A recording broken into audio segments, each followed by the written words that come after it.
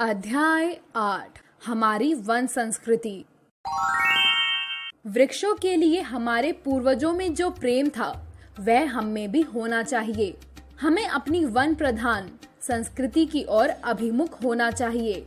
वनों की छाया में हमने जन्म लिया, वृक्षों के पत्तों पर जलकण का जलपान किया, समीर में डोलती हुई पत्तियों में से चंद्र किरण के साथ नृत्यशाला के प्रथम पाठ पढ़े। इस संस्कृति के मौलिक सिद्धांतों को हम आधुनिक युग में भी ला सकते हैं। हर एक युग में अपनी संस्कृति की प्रेरणा से हमने अपने संस्कारों की मूलभूत भावनाओं को सुदृढ़ बनाया है।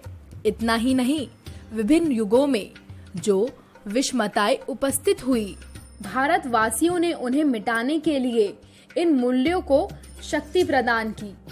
एक समय ऐसा भी था जब हमारी संस्कृति सर्वांग जीवन को समरस बनाती थी। आर्थिक जीवन पर भी उसका प्रभाव पड़ता था। लेकिन आज हमने इन प्रश्नों को एक दूसरे से बिल्कुल पृथक कर दिया है।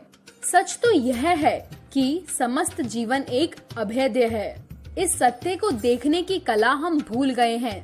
लेकिन मुझे तो स्पष्ट दिखाई देता है कि जब तक समस्त जीवन को एक रूप में देखने की कला हम फिर से नहीं सीखेंगे, तब तक हम में न राष्ट्रीय आत्मविश्वास आएगा और न इस भयंकर परिस्थिति से पार उतरने की शक्ति आएगी।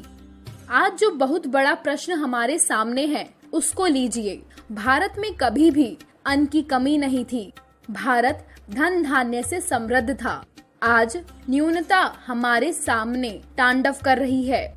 जो धरती माता अभी तक सूजला सुफला शस्य श्यामला थी, वह क्षीण हो गई है। अपनी संतान को भी वह खिला नहीं सकती, क्योंकि जो हमारी सांस्कृतिक प्रणाली है उसको नवीन दृष्टि से देखने की शक्ति हम में नहीं रही। किंतु यह बात निश्चित रूप से समझिए कि इस शक्ति के बिना हम जीवन में टिक नहीं सकेंगे। वृक्ष ही जल है, जल रोटी है और रोटी ही जीवन है। यह पूर्णतः सत्य है। आज सभी भारतीय हृदयों में असंतोष भरा है, क्योंकि हमारे पास खाने को पर्याप्त भोजन नहीं। हमारे पास अन्न नहीं है, क्योंकि पानी संग्रह करने की पुरानी पद्धति हम सुरक्षित नहीं रख सके। हमारे पास पानी नहीं है। वर्षा अनिश्चित है, क्योंकि हम वृक्ष महिमा भूल गए हैं। हजारों वर्षों तक हम जीवित रहे, लेकिन हमारी दृष्टि संकुचित हो गई। हम नए बन गए। वृक्ष महिमा की हमको परवाह नहीं रही। वृक्षों को हम काटने लगे। वृक्षारोपण आज एक फैशन बन गया है, क्योंकि उसमें जो धार्मिक श्रद्धा का तत्व था वह समाप्त हो गया है। हमारी सारी संस्कृति वन प्रधान है। त्रिगवेद जो हमारी संतान शक्ति का मूल है, वन देवियों की अर्चना करता है। मनुस्मृति में वृक्ष काटने वाले को बड़ा पापी माना गया है। उसके लिए दंड का विधान किया गया है। मत्स्य पुराण में कहा गया है, जो आदमी वृक्षों को नष्ट करता है उसे दंड दिया जाए।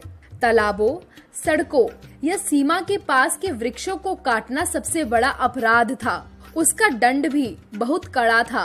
मत्स्य पुराण में यह भी कहा गया है कि जो वृक्षारोपण करता है वह 30,000 पितरों का उद्धार करता है।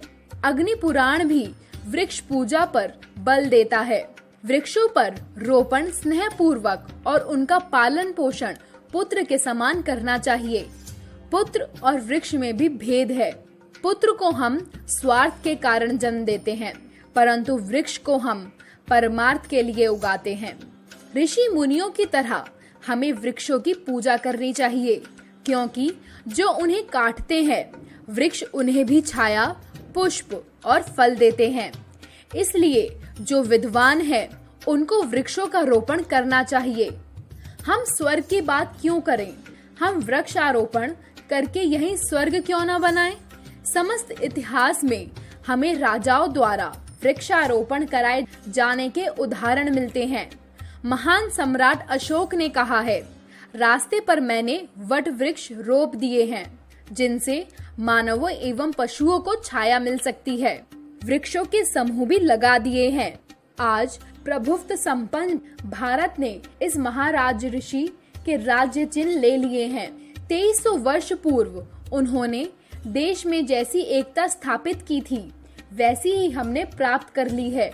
लेकिन क्या हम उनके संदेश को नहीं सुनेंगे? हम इस संदेश को सुनकर निश्चय ही ऐसा प्रबंध करेंगे जिससे भारत की भावी पीढ़ियां कह सके कि हमने भी हर रास्ते पर वृक्ष लगाए थे जो मानवों और पशुओं को छाया देते थे। हमारी संस्कृति में जो सुंदरतम और सर्वश्रेष्ठ है उसका उद्भव सरस्वती के तट के वनों में हुआ। हमारे अनेक तपोवनों में ऋषि मुनि वास करते थे। वहां रहकर वे आजीवन अपने संस्कार, आत्म संयम और भावनाओं को सुदृढ़ बनाते थे। हमारे जीवन का उल्लास वृंदावन के साथ लिपटा हुआ है। वृंदावन को हम कैसे भूल सकते हैं? वहाँ श्री कृष्ण ने यमुना तट पर नृत्य करते हुए डालियों और पुष्पों के ताल के साथ अपनी बांसुरी बजाई। उसकी ध्वनि की चर्चा आज भी हमारे कानों में सुनाई देती है।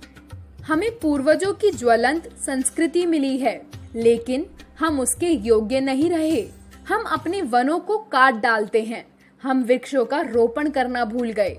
वृक्ष पूजा का हमारे जीवन में स्थान नहीं रहा। हमारी स्त्रियों में से शकुंतला की आत्मा चली गई। शकुंतला वृक्षों को पानी दिए बिना स्वयं पानी ग्रहण नहीं करती थी। आभूषण प्रिय होते हुए भी वह यह सोचकर पल्लवों को नहीं तोड़ती थी कि इससे वृक्ष को दुख होगा। पार्वती ने देवदार को पुत्र के समान समझकर माँ के समान पानी पिला